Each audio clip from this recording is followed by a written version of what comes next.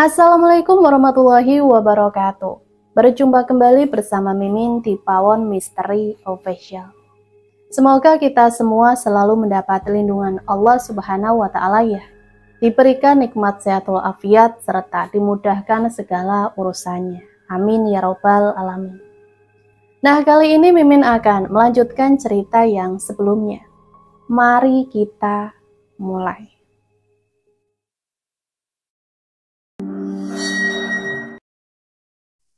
Meskipun sesak bernafas oleh tekanan jemarinya di leher, berusaha aku meyakinkan hati bahwa tidak ada yang bisa menghilangkan nyawa seseorang kecuali atas kehendak Allah. Begitupun dengan makhluk ini. Sosok itu perlahan pudar terbawa angin, bersamaan dengan akar-akar yang menghilang di dinding. Aku membuka mata. Pertama kali yang kulihat adalah langit-langit kamar. Aku terbangun duduk dan mendapati diri ini masih berada di atas kasur. Tubuhku banjir keringat, lelah sekali. Syukurlah hanya mimpi. Tapi barusan itu seolah nyata. Tanganku terulur bermaksud meraih gelas di atas nakas. Sesuatu yang terasa kasar di bawah kulit membatalkan niatku untuk minum. Beberapa helai rambut putih berada di bawah pahaku. Ketika ku angkat, rambut itu persis seperti rambut demit dalam mimpi barusan. Meski dilingkupi ketakutan, ku lemparkan helaian rambut itu sembarangan. Lalu turun dari kasur, berniat mengambil air minum di bawah. Suara kokok ayam terdengar saling bersautan. Ketika aku memutar kenop pintu, pintu tak bisa dibuka. Ada apa ini? Aku menghela nafas dan beristighfar agar perasaan yang kacau ini sedikit tenang. Aku mengambil peniti bekas hiasan pakaian pengantin dan memasukkannya ke lubang kunci. Setelah beberapa detik memutar-mutar peniti itu, sebuah bunyi terdengar. Berhasil, pintu dapat terbuka. Aku melangkah menuruni tangga dan tidak mendapati ada seorang pun manusia di rumah ini kecuali aku. Padahal subuh telah tiba. Kemanakah Sean yang terbiasa masak ketika pagi buta? Di kursi aku duduk meneguk air begitu banyak. Terdengar suara mobil di halaman. Aku merasa tenang. Melalui jendela, kulihat Ardi keluar dari mobil itu. Perempuan yang keluar dari mobil setelahnya membuat perasaanku tidak nyaman. Langkah kaki ini terhenti saat melihat Ardi dan Sofia menaiki tangga terburu. Bahkan mereka tidak menyadari kehadiranku di dapur. Aku mengikuti langkah mereka karena penasaran apa sebenarnya yang akan mereka lakukan. Kemana perempuan itu? Mengapa dia tidak ada di sini? Sofia terdengar menjerit. Apakah dia telah mati? Sofia, tenang. Ardi menyentuh bahu Sofia. Mereka terlonjak kaget begitu berbalik badan melihatku berdiri di ambang pintu. Laras, perempuan itu menutup mulutnya sendiri, sementara Ardi menatapku tak berkedip. Di manakah semua orang? Kok rumah ini sepi sekali? Tanyaku melangkah mendekati mereka. Dua orang itu mundur beberapa langkah, seolah aku ini orang yang menakutkan. Di belakang Ardi ada cermin. Baru kusadari ada sesuatu yang berbeda dari tubuh ini, dari pantulan cermin itu. Aku mendekat untuk memastikan apa itu. Di leherku ada 3 garis sayatan dan terlihat membiru. Rasanya perih serta wajahku tampak pucat. Sofia keluar kamar sementara Ardi masih berada di sampingku. Semalam kamu kemana? Dan kemana orang-orang?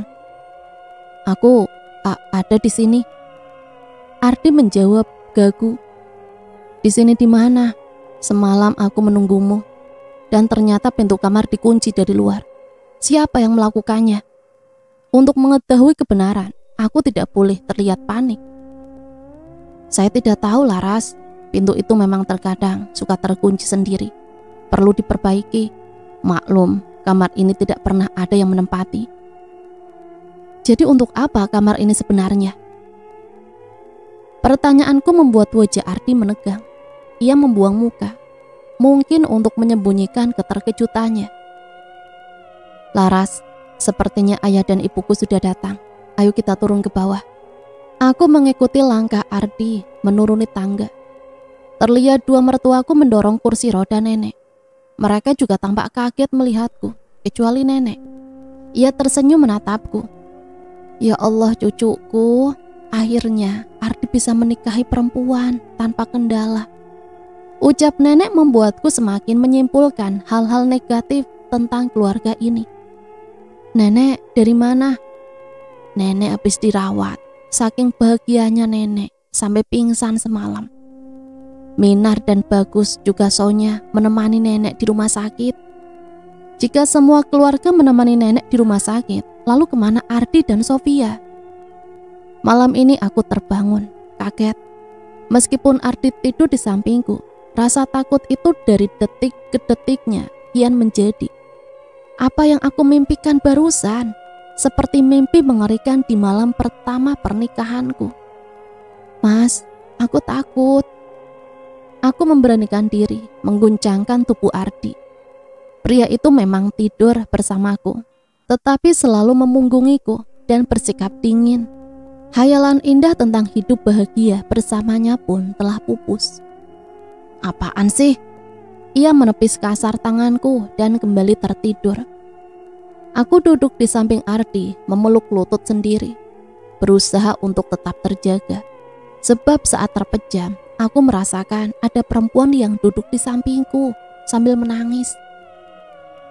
Detik demi detik berlalu.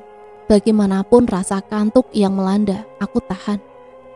Lama makin lama, mata ini berat seolah ada yang menduduki. Suara tangis itu terdengar lagi, persis di samping tubuhku. Ingin aku membuka mata, namun tubuh ini sulit untuk digerakkan. Sesuatu yang berat terasa menginjak-injak tubuh, hingga kesadaranku seperti diseret paksa ke lorong waktu. Aku membuka mata dan mendapati jasadku terpejam di sana, di samping Ardi. Saat tangan ini memegang jasad sendiri, hanya udara yang kusentuh. Apakah aku telah mati? Tidak mungkin. Aku tidak ingin mati dengan cara seperti ini. Aku harus menguak misteri yang membuat nasibku seperti ini. Aku menangis sesegukan melihat jasad sendiri yang terpejam. Aku duduk di samping jasadku, merasa putus asa. Siapa yang menangis di sampingku? Mataku masih terpejam, susah dibuka. Bagaimanapun aku berusaha. Laras, bangun.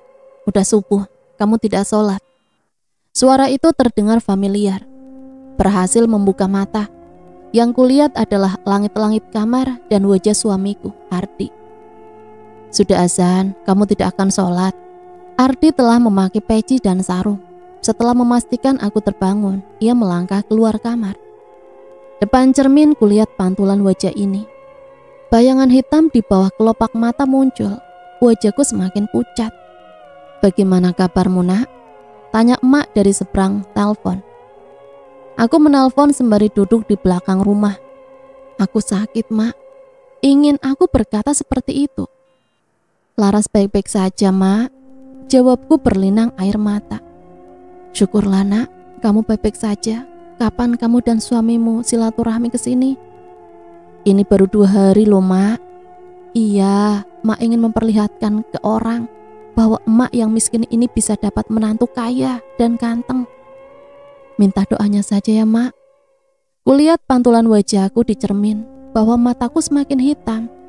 Mungkin karena kulitku putih, warna hitam itu tampak jelas. Aku melangkah ke dapur, berniat mempersiapkan sarapan untuk keluarga ini. Meskipun ada pembantu, sebagai menantu aku harus berbakti. Mbak, memasak? Tanyaku. Dia terlihat kaget dengan kehadiranku yang tiba-tiba. Iya. Lihat Sean. Sean siapa? Dia malah balik bertanya. Aku melangkah ke bagian rumah belakang, berniat menemui Sean. Sesamanya di kamar, tidak ada anak itu. Aku berjalan sendirian di taman dan masih penasaran kemana Sean pergi. Selamat pagi, Nona. Seorang satpam dengan wajah berbeda bertanya kepadaku, "Loh, di mana satpam itu dan anaknya Dino?" Tanyaku spontan. "Maksudnya, Non?" Jelas ia tidak tahu siapa yang aku maksudkan. Kemanakah Sean dan kawan-kawannya? Mengapa seluruh pembantu diganti semuanya? Aku duduk di samping Ardi yang tidur memunggungi, menatap waspada ke sekeliling. Aku merasa sedang diperhatikan, entah oleh siapa. Perasaanku selalu was-was dan takut. Bagaimanapun sulitnya menahan kantuk, aku memaksa mata untuk tetap terbuka. Sebab jika aku tertidur, aku akan memimpikan hal yang sama, mengerikan. Seperti mimpi pada malam pertama pernikahan, bahkan lebih mengerikan dari itu. Bau bangkai menusuk penciuman. Aku merasakan angin berhembus di sekitarku, membuat bulu kuduku merinding. Aku yang masih duduk menarik dua kakiku, menelusupkan ke dalam selimut sambil menatap waspada ke kiri dan kanan. Mantra itu mulai terdengar lagi. Aku langsung menutup telinga.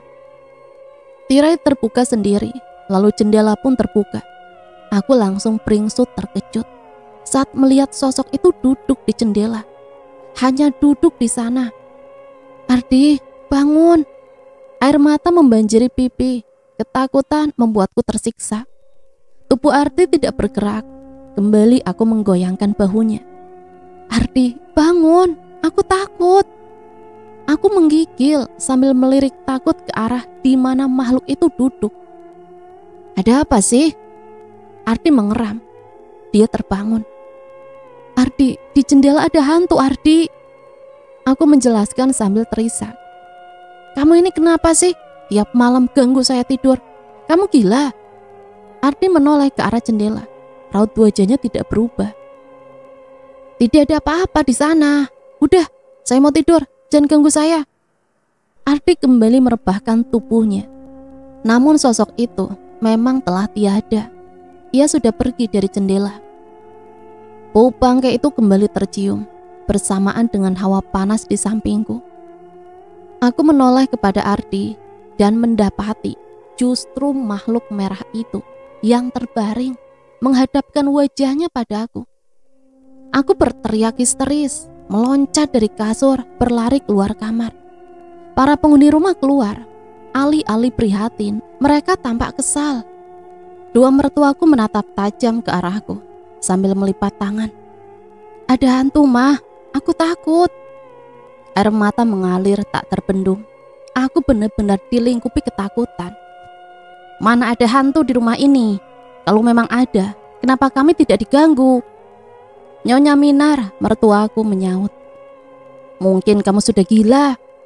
Ucapan Sonya membuatku menoleh. Ardi menuruni tangga dengan wajahnya yang terlihat masih mengantuk. "Ardi, kenapa sih kamu harus menikahi perempuan gila?" Sonya bertanya.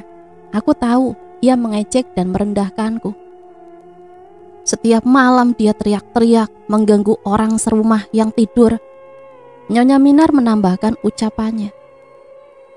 Mereka kembali lagi ke kamar masing-masing setelah mengomel dan marah-marah. Sementara aku mengikuti langkah kaki Ardi menuju kamar. Pria itu tidak berkata apapun. Mungkinkah aku gila? Aku menatap pantulan diri sendiri di cermin. Bayangan hitam di bawah kelopak mata tampak jelas. Wajah pucat pasi, bibir kering dan rambutku acak-acakan. Bukannya aku tidak ingin menyisir rambut ataupun mandi. Tubuh terlalu letih untuk melakukan itu. Aku merasa lelah saja, padahal tidak ada yang kulakukan selain berdiam diri. Aku menuruni tangga, perut terasa panas, menahan lapar. Tidak ada yang memberi makan kepadaku jika aku berdiam diri saja di kamar. Keluarga besar itu sedang sarapan pagi. Ada Sofia juga di sana. Melihat kedatanganku, mereka langsung memuntahkan kembali makanannya dan menutup hidung. Apa yang salah dengan penampilanku? Aku melangkah mendekati Ardi dan duduk di kursi sampingnya. Hanya Ardi yang tetap meneruskan makan. Ia mengambilkan nasi dan piring untukku. Orang-orang itu meninggalkan piring yang masih berisi nasi itu. tinggal aku makan berdua bersama Ardi. Setelah menyelesaikan makan, Ardi pun pergi meninggalkanku seorang diri di meja makan. Aku masih lapar, oleh karenanya aku memakan semua hidangan pagi itu. Pembantu berjilbab yang sedang membereskan perabotan tampak sesekali mencuri pandang ke arahku. Semua makanan telah habis. Aku mendatangi dapur meminta tambahan makan kepada pembantu itu. "Maaf Nona, semuanya sudah Nona makan." Fatimah, pembantu berjilbab itu menjawab sopan. Aku mengusap mulut ini dengan jemari. Kulihat kuku jemariku panjang dan hitam. Kulit kepala mendadak terasa gatal. Langsung saja aku menggaruk dengan kuku-kuku yang panjang. "Adakah bahan-bahannya? Aku mau makan lagi," tanyaku, perut masih keroncongan.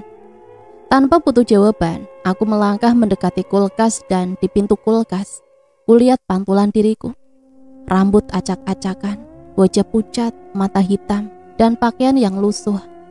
"Di kamarku ada makanan kalau Nona mau," Fatimah menawarkan sambil tersenyum lembut.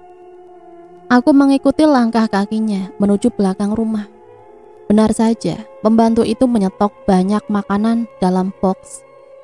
Selagi menikmati makanan ringan, pembantu itu berkata, "Nona, perbanyak zikir dan membaca ayat-ayat Al-Quran dan rajinlah sholat." Aku terdiam mendengar nasihatnya. Kapan terakhir aku sholat? Bahkan aku sama sekali tidak ingat. "Mandilah dan ambil air wudhu." Aku tidak mau mandi, dingin.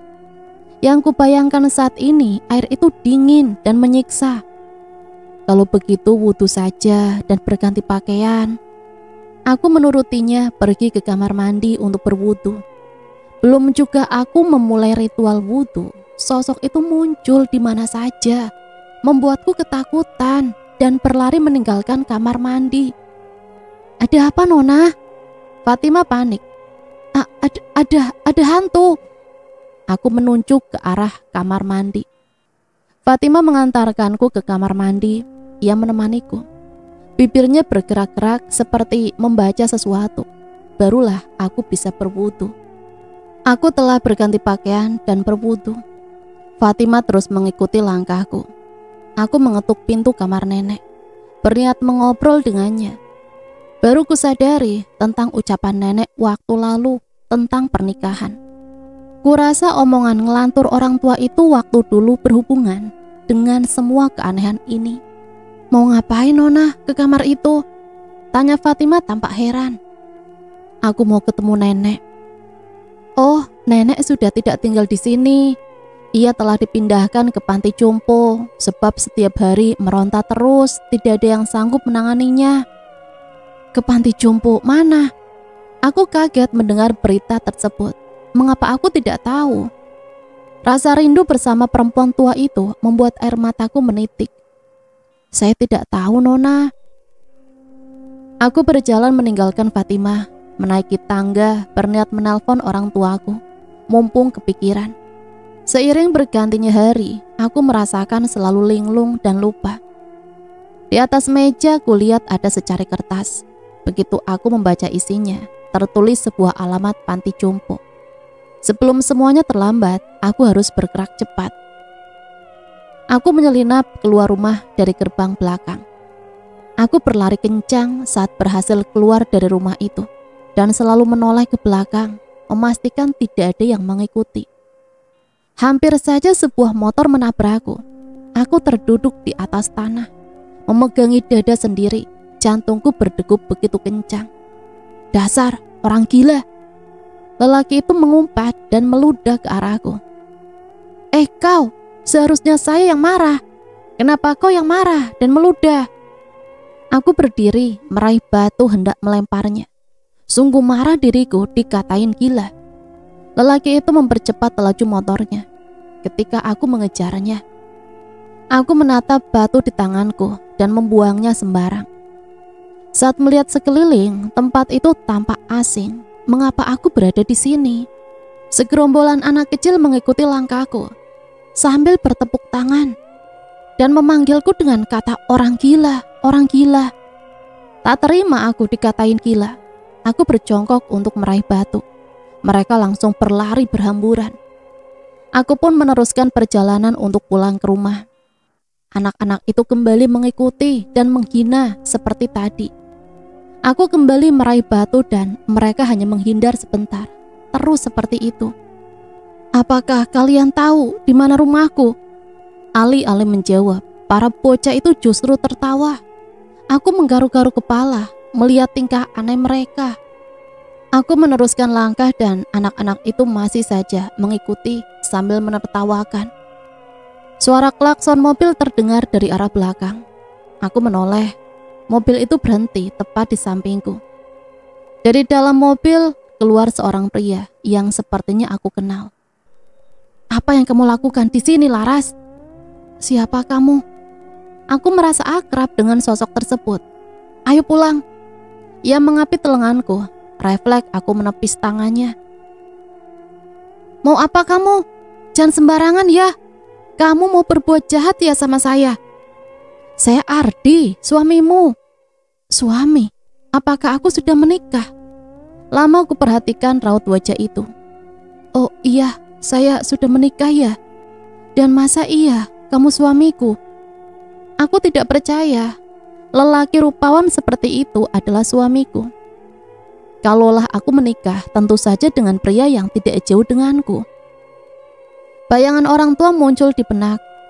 Aku adalah gadis desa dan baru ingat datang ke kota untuk perantau, membantu ekonomi keluarga. Ardi, barulah terbayang wajah pria yang menikahiku dan kini paras yang sama persis berada di hadapanku. Ardi mengapit kembali tanganku. Ia membawaku ke dalam mobil. Duduk di sampingnya, mengingatkanku akan kebersamaan kami dari perjalanan kampung ke kota. Juga momen saat berdua di villa. Wangi parfumnya masih sama. Saking larutnya memandang wajah itu dari samping, tak terasa mobil yang membawaku telah berada di halaman rumah. Kenapa kamu membiarkan dia keluar sendirian? Ardi membentak Fatimah. Dan di mana satpam baru itu? Kerjaannya masih tidur saja. Pembantu itu menunduk, wajahnya gusar. Maaf Den, saya nggak tahu kalau Non Laras keluar rumah. Saya kira ia seperti biasa diam di kamar. Ardi menarik lenganku. Saat melewati Fatimah, aku menepuk pundaknya sambil tersenyum. Akan tetapi Fatimah tidak mengangkat wajahnya. Laras, kamu harus mandi. Kamu tidak sadar bagaimana penampilanmu. Sampai orang mengataimu gila. Begitu sampai kamar, Ardi langsung berbicara. Apa yang salah dengan penampilanku? Aku merasa penampilanku biasa saja. Bahkan tadi telah berganti pakaian. Ardi membawaku ke hadapan cermin. Kulihat di sana pantulan diri ini. Rambut dikucir dua, wajah kusam dan daster lusuh. Lihat dirimu, kamu masih menganggap penampilanmu baik-baik saja. Aku mengangguk. Kamu seperti gembel, Laras. Bentak pria itu membuatku terlonjak kaget. Ardi menarik lenganku, membawaku memasuki kamar mandi. Melihatnya menyalakan air, bergegas aku membalikkan badan. Ardi menarik kembali lenganku dan menggenggamnya kuat. Lepaskan saya tidak mau mandi. Aku menjerit dan meronta, melihat air sudah seperti musuh bagiku saat ini. Ardi membuka paksa seluruh pakaianku. Ia mengambil shower, langsung mengarahkan siraman air itu ke arah kepalaku. Yang kurasakan adalah kenyamanan. Bagaimana bisa air kamar mandi hangat? Aku baru ingat, dulu sering memandikan nenek menggunakan air hangat. Siraman itu hangat, menyamankan pikiran dan membuat tubuh letihku berangsur pulih. Ardi menutupi tubuhku dengan handuk dan membantuku berdiri. Aku tersenyum diam-diam merasakan kembali kelembutan sikapnya. Meskipun terkadang aku duduk menatap pantulan wajahku di cermin. Saat ini parasku tampak cantik dan berseri. Rambutku pun tercium wangi. Aku membaringkan tubuhku di atas tempat tidur. Lama terdiam menatap langit-langit. Semuanya mulai terlihat samar. Ketika sebuah tangan terulur meraih lenganku. Aku tak sempat memastikan itu siapa. Rasa kantuk ini tak tertahankan. Deritan pintu membangunkanku dari tidur. Depan pintu itu, Ardi berdiri mengeringkan rambutnya sendiri, hanya mengenakan handuk. Ia menyunggingkan senyum dan melangkah ke arah lemari. Selagi Ardi mengenakan pakaian, ada sosok yang duduk di atas lemari menatap tajam ke arahku. Aku mengabaikan sosok itu. Entahlah, saat ini aku tidak takut lagi kepada sosok merah itu. Mungkin merasa diabaikan, makhluk itu menghampiriku sembari mengulurkan tangannya. Aku langsung melemparkannya dengan bantal. "Pergi kamu, pergi! Apa yang kamu inginkan?" Makhluk itu semakin mendekat. Aku melemparkan apa saja untuk mengusirnya. "Laras, kamu kenapa?" Itu ada hantu. Ia terus mengganggu." Ardi mengernyitkan kening. Ia menyapu pandangan seluruh ruangan. "Tidak ada hantu di sini. Berhenti bertingkah seperti itu. Membuat orang menganggapmu gila." "Hantu itu memang ada. Tapi di mana?" "Di belakangmu." Aku melihat makhluk itu ada di belakang Ardi. "Tidak ada apa-apa. Tidurlah, ini sudah malam."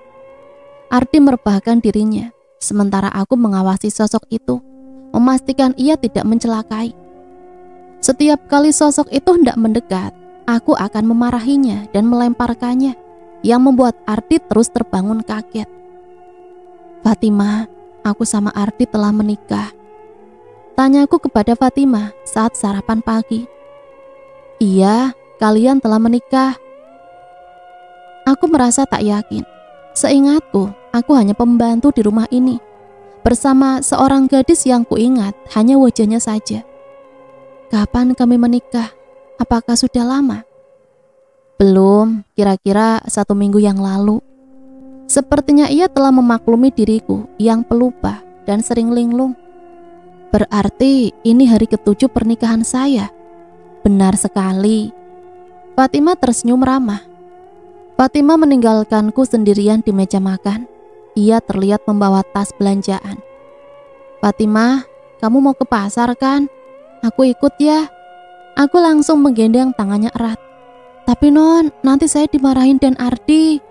"Saya bosan di rumah terus. Saya juga ingin ikut ya. Hanya kali ini saja." Terlihat jelas ia keberatan, akan tetapi tidak melarang saat aku mengikuti langkahnya. Setibanya di pasar, hati merasa bahagia. Bayangan samar terlintas. Aku pernah pergi ke pasar bersama seseorang, entah siapa.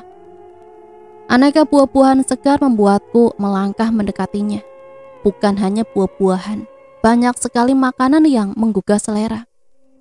Aku berjalan melihat-lihat banyak pakaian yang tergantung di mana-mana. Satu setel pakaian membuat hatiku tertarik. Sepertinya akan cantik jika aku memakai pakaian itu. Aku meraih pakaian yang tergantung itu. Seorang lelaki langsung menghampiriku. "Silakan Mbak, itu murah kok." "Berapa?" 200.000 saja." Aku menoleh ke belakang, bermaksud meminta uang kepada Fatimah. Akan tetapi perempuan itu tidak ada. "Saya tidak bawa uangnya, tapi teman saya bawa uangnya." Aku tidak ingin kehilangan pakaian ini, oleh karenanya tetap kupeluk. "Kalau begitu gantung lagi pakaiannya." Pria itu mengulurkan tangan, wajahnya berubah masam. Aku menggeleng dan mundur. Lelaki itu langsung membentak, membuatku takut langsung berlari sekuat tenaga. "Maling!" Terdengar langkah-langkah kaki mengejarku, membuatku semakin ketakutan. Apalagi tampak ada beberapa orang yang membawa sebilah kayu. Sebuah bangunan rumah tak jauh dari hadapanku, membuatku tidak terlalu takut. Akhirnya aku akan sampai juga di rumah, setelah berlari-lari cukup jauh. Aku terus berlari menuju rumah itu, dan hampir sampai depan gerbangnya. Orang-orang itu berhenti mengejar. Dari sudut mataku, mereka terlihat kaget. "Jangan!" Mereka berseru saat aku hendak memasuki gerbang. Kulihat Fatima berlari dari kejauhan. Wajahnya tegang begitu melihatku di sini. Seharusnya ia lega, aku sampai rumah duluan. Aku melangkahkan kaki ke halaman. Bayangan rumah di hadapanku pudar perlahan. Kakiku berpijak di udara dan tubuhku melayang ke bawah, ke arah aliran sungai yang deras. Aku pasrah memejamkan mata ketika tubuhku jatuh ke dalam air dan terbawa cepat aliran deras sungai. Tubuh seperti mati rasa ketika berkali-kali membentur bebatuan dalam air. Entah benturan yang keberapa, kulihat bayangan perempuan berjubah merah itu menyeringai. Kesadaranku pun lenyap. Suara air mengalir terdengar begitu jelas. Aku membuka mata perlahan. Sinar mentari menyilaukan pandangan. Spontan aku menggerakkan tangan kanan untuk menghalau sinarnya. Sedikit gerakan tersebut membuat tubuhku tenggelam. Baru kusadari, ternyata aku berada di atas air. Untungnya tinggi air hanya sebatas lutut. Aku keluar dari dalam rawa tersebut dan duduk di tepian, guna menetralkan perasaan. Ada banyak tanaman liar di atas rawa itu, termasuk aneka jenis bunga yang aku tak tahu namanya. Suara-suara hewan dari dalam hutan itu terdengar samar. Sebenarnya aku ada di mana? Tempat ini seperti tidak pernah dijamah oleh manusia. Aku bangkit dari duduk dan melihat kepada tubuh sendiri yang basah kuyup. Pakaian yang kukenakan sebagian telah sobek, juga kulit putihku pucat dan keriput di beberapa titik. Matahari yang berada di tengah-tengah langit menandakan ini waktu siang. Aku berteduh di atas rerumputan, di bawah teriknya sinar matahari. Semakin lama tubuh terasa semakin dingin sekali. Di antara batang pohon yang besar, dalam gelapnya hutan ini, tidak terlalu jelas kulihat. Ada sepasang mata menyala.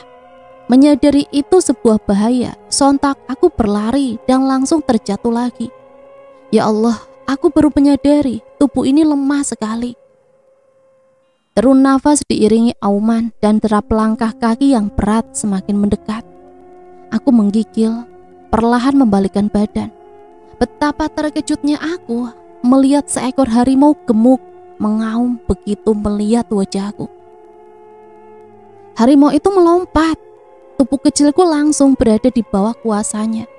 Mulutnya terbuka, menampilkan gigi dan taring tajam yang besar. Sekali gigit, tubuhku mungkin langsung terkoyak. Merasakan ketakutan yang luar biasa, justru harimau itu malah mundur. Barusan aku menatap langsung matanya dengan linangan air mata. Harimau itu berlari menjauhiku. Rasa takutku sirna berganti dengan rasa penasaran. Padahal tadi binatang itu terlihat begitu lapar. Aku bangkit dari duduk, melangkah meninggalkan tempat tersebut. Aku harus mencari tempat istirahat sebelum matahari terbenam. Semakin dalam aku melangkah, yang kulihat adalah hutan yang kelam dengan pohon-pohon raksasa. Sebenarnya aku takut dan merasa putus asa dapat keluar dari rimba ini. Berbekal setitik harapan yang membuatku tetap meneruskan langkah. Awalnya dengan mudah aku bisa melintasi arus sungai. Langkah demi langkah, ketika berada di tengah-tengah, bayangan samar mengganggu konsentrasiku. Semakin aku mencoba menepis bayangan itu, semakin kepala ini berdenyut sakit. Aku tak bisa menahan saat tubuhku terbawa arus dan membentur keras sebuah batu. Penglihatanku memudar. Aku membuka mata dan mendapati diriku masih berada dalam sungai dengan tali yang masih utuh di pinggang. Rupanya tali di pohon itu sangat kuat terikat. Walaupun merasa sangat lemah, aku memaksakan diri melangkah. Berpegangan pada tali, kembali lagi ke tempat semula. Berhasil mendarat, aku berjalan kontai ke arah sebuah pohon.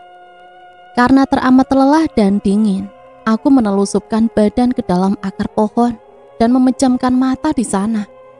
Samar-samar terdengar langkah kaki bergesek dengan dedaunan kering. Aku langsung bangun terkejut dan tak melihat apapun selain kegelapan. Bulan yang menggantung di langit sana menandakan bahwa ini telah malam.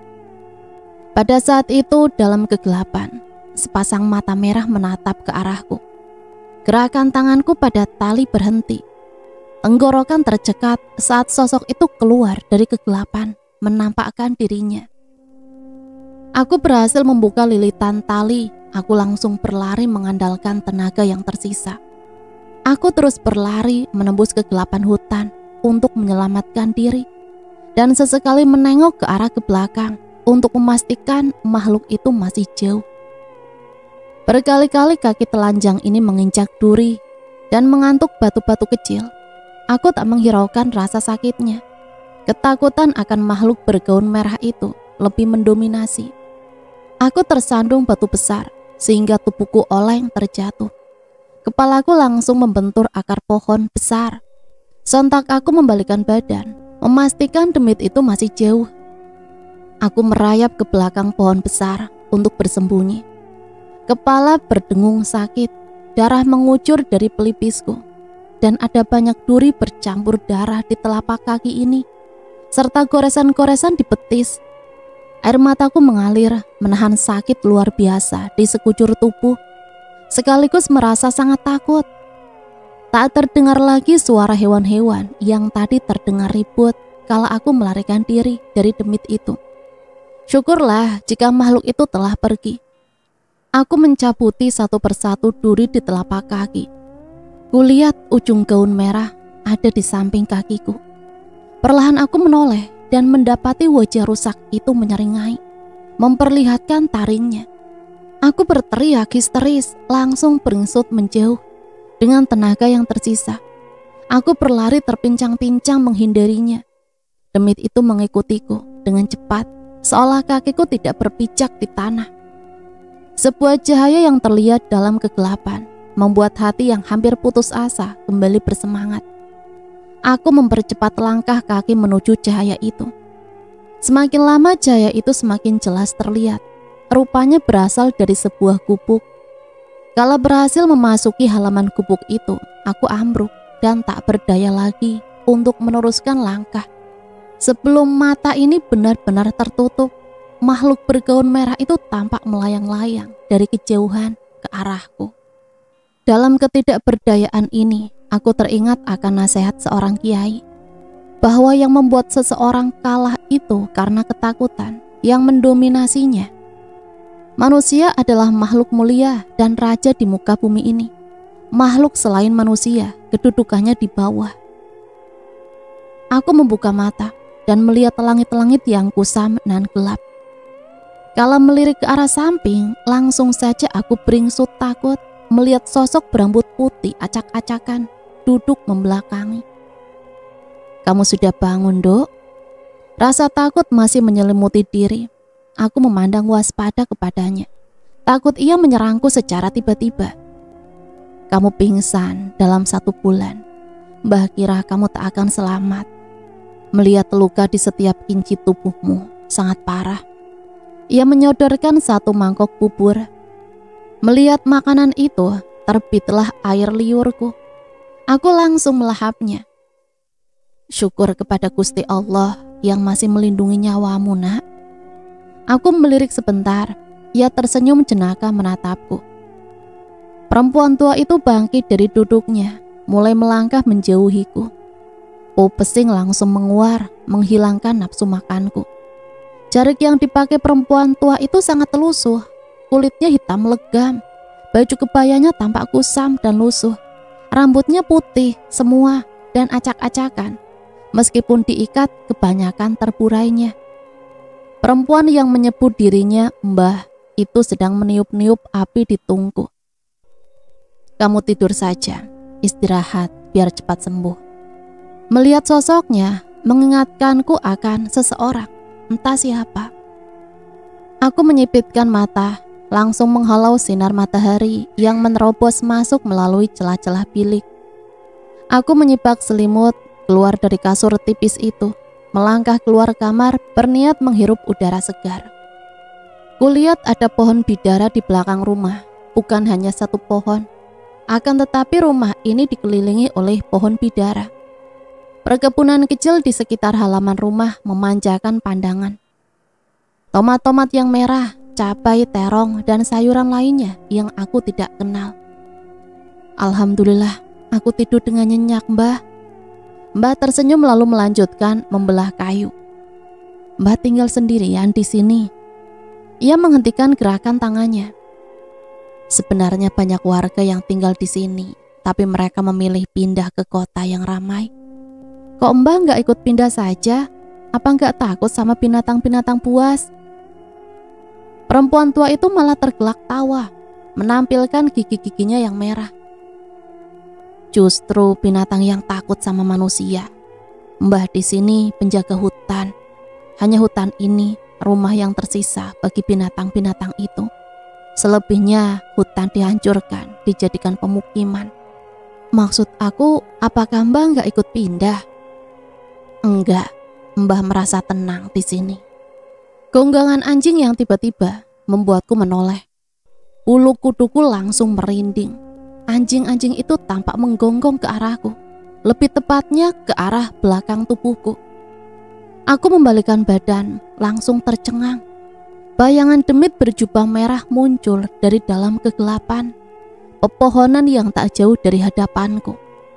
Alih-alih berlari, aku malah mematung menatap sosok itu semakin mendekat.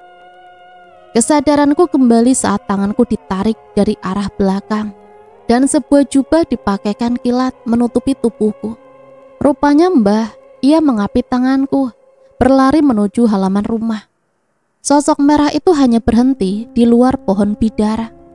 Hembusan angin membuat wujudnya pudar. Mbah bukan orang pintar, tapi Mbah bisa melihat apa yang sebenarnya terjadi pada dirimu. Malam hari sebelum tidur, kami duduk berhadapan. Apa itu Mbah? Kamu terkena kutukan. Aku menutup mulut dan merasakan jantung berdebar dengan begitu kencangnya. Bagaimana bisa? Tenggorokanku tercekat, bahkan aku tidak ingat dari mana diriku berasal dan siapa aku. Kutukan itu mematikan korban. Kamu tidak mati, itu kuasa Gusti Allah. Tapi aku merasa sosok mengerikan mengincarku. Dia terus mengikutiku. Air mata yang sedari tadi kutahan akhirnya menitik. Mengapa nasibku seperti ini? Sebenarnya sosok itu berada dalam tubuhmu. Di matamu ia tinggal. Terkadang ia mengikuti aliran darah. Berpindah-pindah di tubuhmu. Ia akan terus mengikutimu sampai kamu berhasil mati oleh pengaruhnya. Hidupku seolah semakin kelam mendengar penjelasannya. Hari di mana kutukan itu dijatuhkan, seharusnya kamu telah mati. Jika tidak berhasil, pas hari pertama, hari ke-7. Jika tidak berhasil, hari ke-100, kamu akan mati. Jika tidak berhasil juga, ia melenyapkanmu. Seumur hidup, kamu akan diganggunya. Aku ingin sembuh, Mbah. Adakah cara melepaskan kutukan itu? Aku menggenggam erat tangan keriputnya. Mbah tidak bisa menyembuhkanmu, hanya bisa meredakan saja pengaruh jahatnya dalam dirimu. Makanya, kamu janganlah melanggar apa yang Mbah larang. Ia akan keluar dari tubuhmu ketika engkau lengah. Saat kamu kuat, pengaruhnya melemah, saling tarik-menarik. Mengapa aku tak boleh melakukan apapun sementara Mbah boleh? Karena kamu dikutuk, ibarat kamu sedang sakit. Bahkan lemparan batu kecil pun membuatmu jatuh, sementara Mbah orang sehat. Aku termenung, mencoba mengingat-ingat dari mana aku berasal. Ketika malam Jumat, tepat saat bulan purnama muncul di tengah-tengah langit, aku duduk di atas bangku kecil, hanya mengenakan jarik. Sementara Mbah mengguyur tubuhku dengan air. Perempuan tua itu terdengar membaca sesuatu, entah apa, matanya pun terpejam. Aku dicekam ketakutan. Selama prosesi mandi, aku juga tidak tahu mengapa bisa merinding seperti ini. Mbah menyelimutiku dengan kain kering. Setelah selesai mandi, kemudian menyuruhku berdiri. Selagi Mbah membereskan bekas mandi, aku memasuki rumah. Makan ini. Mbah, benarkah aku dikutuk? Bagaimana bisa? Salah satu tanda orang kena kutukan adalah lupa ingatan dan pandangan yang kosong. Itu yang umum terjadi. Sorot mata yang tajam menandakan raga seseorang bebas. Sementara sorot mata yang kosong, raganya tertawan. Bagaimana Mbah bisa menyimpulkan hal seperti itu? Mbah bukan siapa-siapa. Membantu orang di sisa umur renta ini lebih bermanfaat. Dulu Mbah adalah dukun beranak, sekarang berhenti karena tak ada yang bisa Mbah bantu melahirkan. Coba kau bercermin sana. Orang-orang yang melihatmu akan menganggap kamu setan. Mereka akan lari ketakutan. Aku pun berjalan mendekati cermin tua kecil yang terselip di dinding. Aku terbelalak melihat rupa ini. Astaghfirullahaladzim. Kulit yang begitu pucat dan bayangan hitam di bawah mata begitu jelas, serta ada urat hitam kecil mengakar dari ujung kulit mata ke kulit pipi. Air mataku luruh. Aku meraba wajah dan leherku bergantian, menolak percaya dengan apa yang cermin pantulkan. Makanlah sirih ini, menginang membuat tubuhmu tercium bau oleh demit. Apa-apa yang Mbah lakukan adalah menghilangkan pengaruh jahat dalam dirimu. Jika linglungmu telah hilang, kamu akan langsung mengenali siapa dirimu. Duk, Mbah mau ke pasar dulu. Kamu diamlah di rumah, jangan keluar kalau malam. Jika pagi hari, jangan melewati batas pohon bidara, apapun yang terjadi. Aku ikut ke pasar Mbah, aku bosan diam di rumah seperti ini. Aku juga ingin lihat keramaian. Mbah menyentuh pundakku dan menatap serius wajahku. Di mata orang, kamu seperti perempuan tak waras. Kamu merasa baik-baik saja, bahkan Mbah tidak menganggapmu gila. Karena Mbah tahu dan orang lain tidak tahu. Pokoknya ingat pesan Mbah, jangan keluar rumah saat malam. Dan ketika pagi, jangan keluar pagar rumah. Kalau ada yang minta tolong bagaimana Mbah? Jangan pedulikan. Kalau ia benar-benar butuh bantuan bagaimana Mbah? Di hutan ini gak ada siapa-siapa kecuali kamu saja dan para anjing itu. Ia menaikkan nada suara, alisnya bertaut. Mungkin Mbah sudah tak sabar melayani jiwa kepenasaranku. Sepeninggalnya Mbah, aku duduk di beranda memperhatikan ayam yang berkeliaran bebas dan para anjing yang duduk di bawah rimbunan pohon bidara. Dari kejauhan terlihat rombongan perempuan berpakaian lusuh membawa rumput dan kayu. Mereka melangkah mendekati pagar dan berhenti di sana. Sampurasun. Mereka mengucapkan sejenis sapaan mungkin. Aku turun dari beranda hendak menghampiri mereka. Namun langkah kaki terhenti begitu teringat akan nasihat Mbah. Neng, boleh kami minta minum? Kami sungguh kehausan.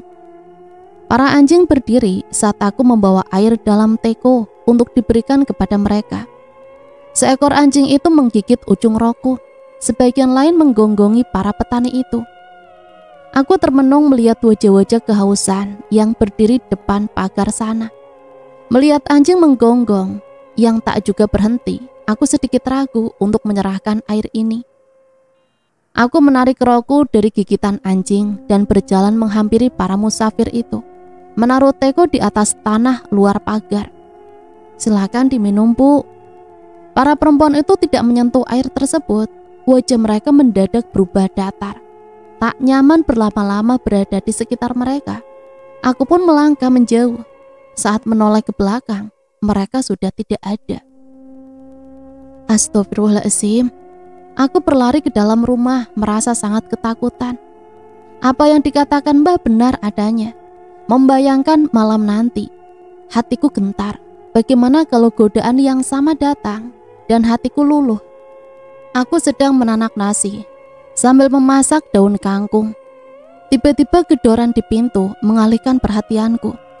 Dengan langkah gontai dan pandangan berkunang-kunang, aku mendekati bilik. Membuka kertas yang mendumpal bilik yang bolong untuk memastikan siapa di sana. Depan pintu itu seorang perempuan menggendong bayi yang terdengar menangis. Tolong, tolong saya dikejar binatang buas, tolong. Aku melotot saat melihat di luar pagar sana. Seekor harimau yang dulu menerkamku berlari kencang ke arah halaman. Mungkin harimau itu yang mengejar perempuan malang depan pintu. Tanpa pikir panjang aku membuka pintu dan berhenti menggerakkan tangan ketika teringat akan perintah Mbah. Tolong! Teriakan perempuan itu berpadu dengan tangisan bayi yang semakin kejar dan auman harimau yang semakin terdengar jelas. Aku langsung membuka pintu dan meraih lengan perempuan itu, membawanya masuk ke dalam dan kembali menutup pintu, langsung menguncinya. Auman suara harimau tak terdengar lagi. "Kamu tak apa-apa, Teh?" Tanyaku membalikkan badan. Tenggorokanku tercekat saat tak melihat siapapun di ruangan ini. Mendadak tubuhku lemas dan menggigil. Aku berpegangan ke pintu, menatap waspada sekeliling ruangan. Aku menjerit histeris saat melihat pakaian-pakaian yang tergantung di dinding bilik bergerak-gerak. Disusul perabotan dapur yang terbang, saling beradu. Tubuhku terdorong keras ketika pintu yang kusandari terbuka sendiri, seperti ada yang mendorong dari luar. Angin kencang memasuki ruangan, membuat apa saja yang ada di sekitarnya berhamburan, termasuk aku yang berpegangan kuat menahan tubuh ini agar tak terlempar. Beberapa saat kemudian, angin berhenti, jendela telah terbuka lebar, begitupun dengan pintu, perabot dan baju terserak di mana-mana. Aku beringsut ke sudut ruangan, memasuki lemari tua dan bersembunyi di dalamnya. Terdengar langkah kaki di luar sana. Semakin lama derap langkahnya semakin mendekat. Aku mengeratkan pelukan pada tubuh sendiri, menggigit jemari sembari memejamkan mata. Langkah kaki itu berhenti tepat di depan lemari yang aku tempati. Perlahan aku membuka mata, memberanikan diri mengintip dari celah-celah. Hati merasa lega, rupanya Mbah telah pulang. Ia tampak membereskan pakaian terserak di ruangan ini. Aku membuka lemari, melangkah lebar, langsung memeluk Mbah dari belakang. "Mbah, kenapa lama sekali? Demi jahat itu datang lagi, Mbah.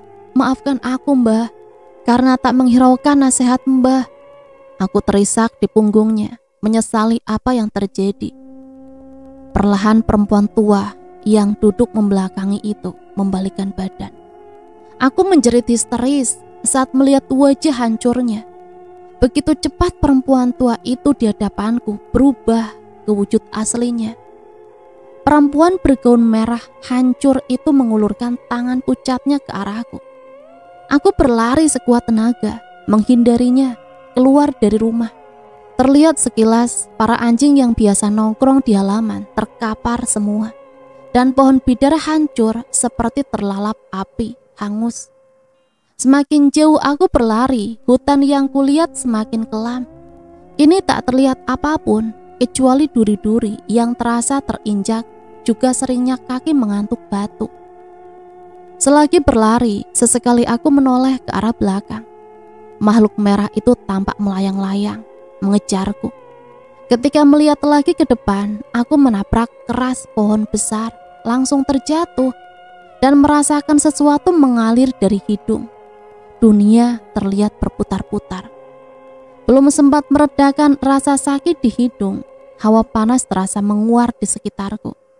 Aku tersadar bahwa makhluk itu sedang mengejar.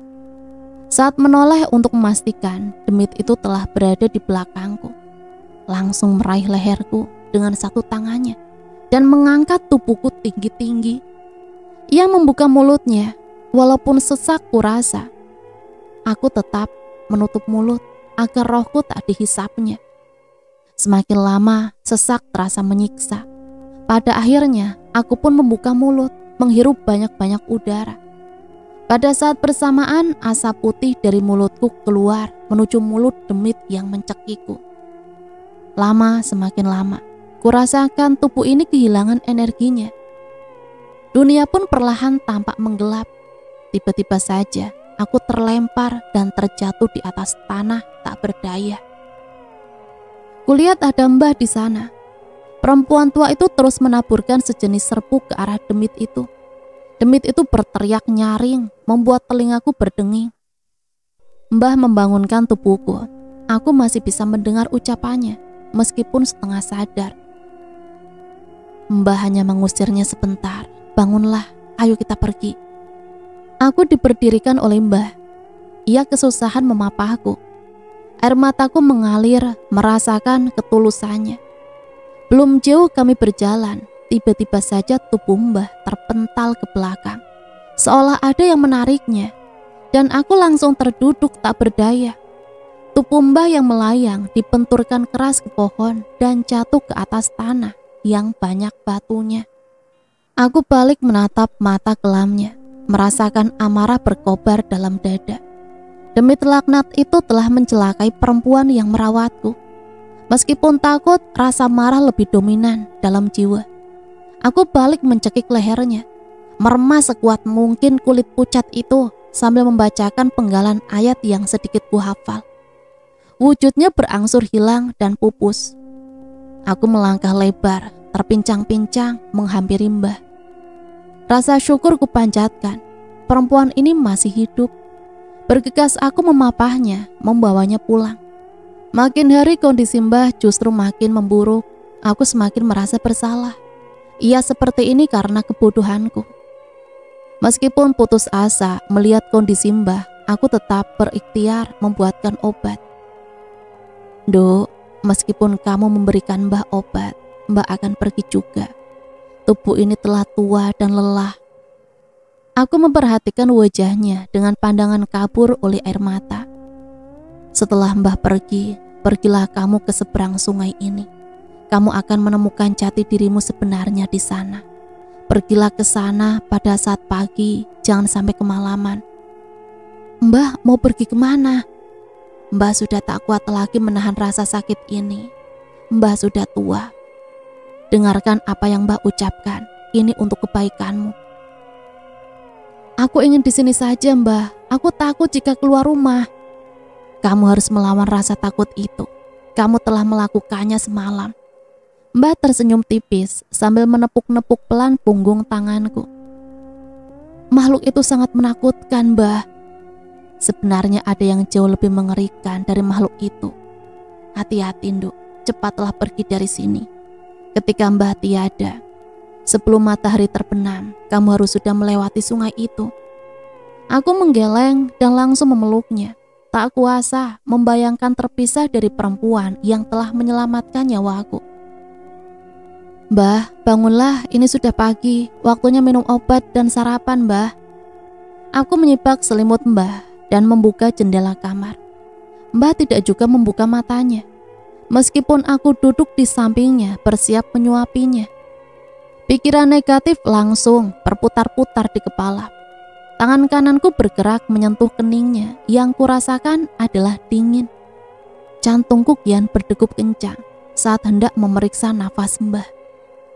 Aku memeluk tubuh renta Mbah, meronta memanggil namanya. Mbah sudah tak bernyawa. Rasa sakit karena kehilangan membuat hati kian tersiksa. Di halaman rumah sambil terisak, aku menguburkan Mbah sebisaku. Setelah menguburkannya selesai, aku termenung depan kuburannya. Sebelum pagi beranjak siang, aku mengemasi pakaian, membuntalnya dalam kain lalu mengikatnya di ujung kayu. Langsung meletakkan kayu dengan untalan kain itu di pundak, bersiap pergi. Air mataku tak hentinya mengalir. Walaupun berat hati, kaki mulai melangkah meninggalkan halaman rumah. Ini yang kurasakan adalah was-was. Ketika melangkah melewati pohon-pohon besar di sepanjang jalan. Matahari tepat berada di atas kepala. Tetapi yang kulihat adalah jalanan yang sama yang tadi kulewati. Aku kembali lagi ke jalan utama. Cahaya matahari yang masuk melalui celah dedaunan kini mulai meredup, menandakan siang telah berganti sore. Perasaan takut pun mendominasi diri. Bagaimanapun aku berusaha lari keluar dari hutan ini, akan kembali ke jalan utama. Aku melangkah menuju pohon besar yang menjuntai akar-akar besar dari rantingnya. Aku duduk di dalam lubang pohon itu untuk beristirahat sejenak. Aneka suara binatang hutan menemani kesunyian ini. Pandanganku mulai meredup, rasa kantuk ini tak tertahankan. Meskipun aku berusaha menahannya dengan membuka kelopak mata lebar-lebar agar angin masuk dan kantuk hilang, namun tetap saja mata terasa berat. Tak juga berhasil, aku mengganti posisi duduk menghadap ke arah lain. Sama saja hasilnya. Aku keluar dari lubang pohon ini dan berdiri sambil mendongak, membuka mata lebar-lebar. Setelah dirasa mata tidak berat, barulah aku duduk, memikirkan apa yang harus aku lakukan dalam situasi seperti ini. Pandangan mulai meremang, kantuk kembali datang menyerang, dan ingin sekali tidur. Tubuh ini lelah setelah seharian berputar-putar, berusaha keluar dari hutan dan malah kembali ke tempat yang sama. Suara burung hantu dan hawa dingin menusuk kulit, membuatku membuka mata dan langsung terkejut melihat suasana telah berganti gelap gulita. Bergegas aku keluar dari lubang pohon, kemudian menaruh kayu di pundak. Aku melangkah dalam kegelapan, mengikuti cahaya di ujung sana. Cahaya itu semakin jelas terlihat, aku pun semakin mempercepat langkah menujunya. Kakiku berpijak di atas tanah yang banyak tumbuh pohon-pohon bambu di sekitarnya. Rupanya cahaya tadi berasal dari cahaya rembulan. Hembusan angin malam menggerakkan ujung rokok. Aku melangkah mendekati tepi jurang itu, memastikan ada apa di bawah jurang sana. Aku tersenyum lebar begitu melihat di seberang sungai yang jembatannya rusak. Terlihat lampu-lampu menyala dan bersumber dari pemukiman penduduk. Bersegera aku turun dari tepi jurang ini terburu, melangkah cepat menuju sungai itu. Berlari-lari menembus gelapnya hutan. Terkadang berjalan hati-hati ketika melintasi tanah yang terasa terjal dan berbatuan yang menghalangi. Lama berlari-lari dalam kegelapan, aku terpental. Tubuhku menabrak sesuatu dalam kegelapan. Berusaha aku menajamkan penglihatan sambil melangkah untuk mencari benda apa yang aku tabrak barusan. Langkahku terhenti. Dalam keremangan cahaya, sesuatu dalam kegelapan itu bergerak. Aku mundur, bersiap lari jika itu adalah hewan buas hutan. Tubuhku menegang, menyadari itu bukanlah binatang buas. Ujung baju merah itu perlahan menampakkan wujudnya dari dalam kegelapan. Wajahnya berkali lipat menyeramkan dan kuku-kuku hitamnya semakin panjang. Dalam sekejap mata, makhluk itu melayang cepat ke arahku. Sontak aku berlari ke segala arah. Makhluk itu tiba-tiba saja telah berada di ujung jalan sana. Aku membalikkan badan, berniat mengambil jalan lain, dan melihat makhluk itu pun telah berpindah tempat, menghalangi jalanku. Aku merasa putus asa dan ketakutan. Air mata tak hentinya mengalir. Melihat demit itu berpindah-pindah tempat dengan cepat, mengelilingi diriku. Wajahnya bertambah menyeramkan. Makhluk itu tiba-tiba saja menghilang. Bergegas aku melangkah dengan cepat, tak ingin menyiakan kesempatan. Aku memekik dan terjatuh saat tiba-tiba saja demit itu menampakkan dirinya kembali depan wajahku.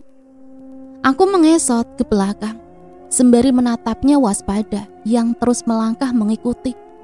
Bibirnya menyeringai, memperlihatkan taring runcing seolah ia menikmati ketakutanku. Dalam situasi mencekam seperti ini, nasihat Mbah terlintas bahwa ketakutan itu membuat kalah. Aku bangkit berdiri menghapus air mata. Melawannya lebih baik bukan? Meskipun takut dibandingkan diam dan pasrah pada perbuatannya. Demit itu tak lagi tertawa. Ia mengulurkan tangannya.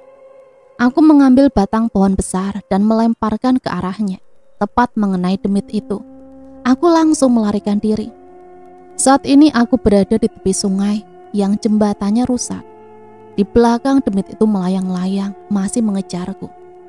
Bermodalkan tekad kuat, aku mengambil tali yang masih terikat di batang pohon dan mengikatnya ke pinggang. Aku melangkah turun dan menyeberangi sungai dengan cepat. Begitu berada di tengah-tengah sungai, tubuhku tertarik ke dalam air. Terasa ada tangan yang menarik kakiku dalam air. Sekuat tenaga aku menghentakkan kaki agar terlepas. Arus sungai yang deras membuat tubuhku tak lagi seimbang. Di samping itu, aku berusaha terlepas dari cengkraman tangan dalam air. Akhirnya, tubuhku tertarik oleh tangannya ke kedalaman air. Berada lama dalam air, aku tak kuasa lagi menahan napas. Gelembung-gelembung mulai keluar mulutku. Berusaha aku menggapai permukaan dan menendang-nendang kaki agar terlepas dari pegangan demit itu. Meskipun apa yang aku lakukan tak banyak manfaatnya. Kematian mulai membayangi pikiran. Tubuh ini mati rasa. Dan gelembung yang keluar dari mulutku semakin kecil.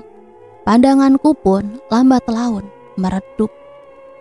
Rupanya aku menyangkut di sebuah batu besar. Dan tubuh yang masih terikat ini terombang-ambing arus sungai. Suasana masih malam, tak menyiapkan kesempatan. Aku bergerak maju melangkahkan kaki. Namun kaki ini masih tak bisa bergerak. Aku menariknya sekuat tenaga dan menendang-nendangnya. Yang terjadi selanjutnya adalah sesuatu keluar dari dalam air, menimbulkan air menjadi beriak dan berputar-putar, menyedot apapun di sekitarnya, termasuk bebatuan.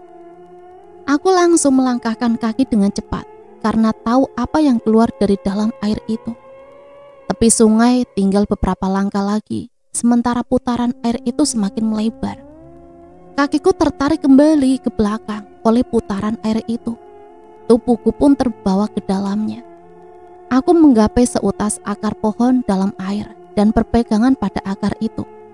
Aku merasakan tubuhku tetap berada di tempat, tidak terbawa semakin dalam ke dasar sungai. Aku baru menyadari jika tali di pinggang ini masih utuh. Maka yang aku lakukan adalah bergerak keluar dari pusaran itu, mengikuti akar mencuntai yang aku pegang. Berhasil keluar dari pusaran air itu, aku segera berenang menggapai tepi sungai.